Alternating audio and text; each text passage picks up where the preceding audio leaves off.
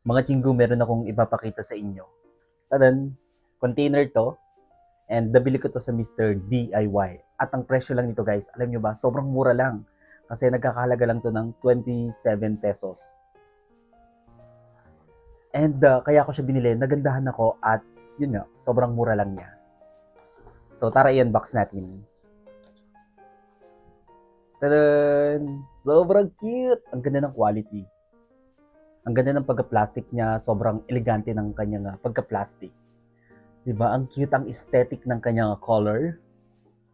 And tara, buksan pa natin. Dito, meron napaka-cute na ganyan. Ito yung part na yan, pinakalakyan. Yan. Tapos dito sa pinaka unang bubungad sa inyo, merong pinaka-scoop dito dahil nga container siya. Yan no, salukan.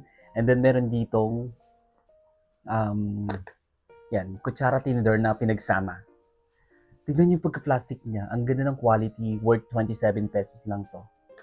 Diba? And then, dito sa pinakaloob, ayan na siya. Ano to? Para saan to? Comment down below. So, yan siya. Diba? Pwede natin to lagyan ng ating mga, kunyari, milk, sugar. Diba? Sugar, milk, or any powdered drinks. Powdered drinks? Tama ba?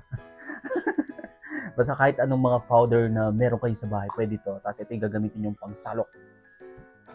Yun, nakita ko lang sa inyo kasi sobrang cute at napakamura lang nito kasi nagkakahalaga lang to ng 27 pesos. You know?